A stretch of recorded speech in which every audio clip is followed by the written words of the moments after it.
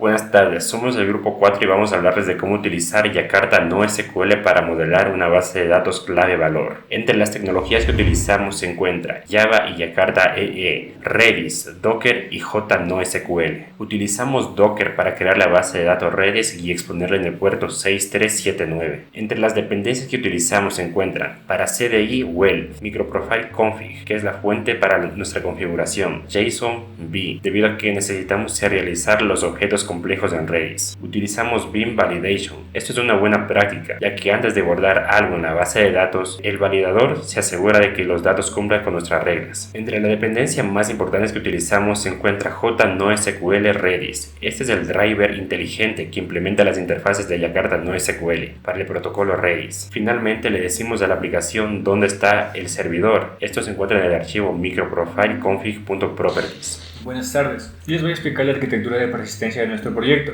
donde integramos Jakarta NoSQL con una base de datos Redis. Veremos cómo transformamos objetos Java en datos que Redis puede entender. Todo comienza con el mapeo. Como Redis es una base de datos NoSQL de tipo clave-valor, no tiene tablas ni columnas predefinidas. Para que Java sepa cómo guardamos los datos, usamos las notaciones estándar de Jakarta, como la notación entity. Define que esta clase se convertirá en una estructura guardable en la base de datos. La notación ID, que marca el identificador único, @column, mapea los atributos simples. Y muy importante, el @embeddable. Nos permite guardar objetos complejos dentro de otros, manteniendo una estructura limpia, sin necesidad de crear múltiples relaciones SQL complejas. En este tenemos diferentes estrategias como el flat o el group. Ahora hablemos del identificador. En las diapositivas ven la pregunta ¿por qué el @id siempre es string?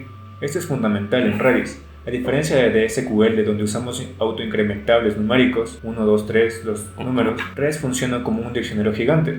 Cada registro necesita una clave única de texto para ser encontrado. Por eso definimos el ID como string. Esto nos da la flexibilidad de crear claves compuestas y descriptivas, que nos permiten buscar la información rápidamente sin hacer queries complejas. Dicho esto, no podemos simplemente guardar IDs al azar. Necesitamos orden. Aquí es donde entra nuestra clase addConstants. Como ven en el código, utilizamos una estrategia de prefijos. Si guardamos un libro con ISBN 9781, no lo guardamos solo así, nos guardamos usando el método constructor que le añade un prefijo, quedando por ejemplo inventario, y el ISBN. Esto actúa como un namespace, nos permite diferenciar un usuario de un autor dentro del mismo almacén de Redis, evitando colisiones de datos y manteniendo la base de datos organizada. Pasando a la capa de acceso a datos, implementamos el patrón repositorio. En lugar de escribir comandos nativos de Redis manualmente, utilizamos el KeyValue Template. Esa es la herramienta principal de Jakarta NoSQL. Como se puede ver en el código, inyectamos este template en el constructor del repositorio.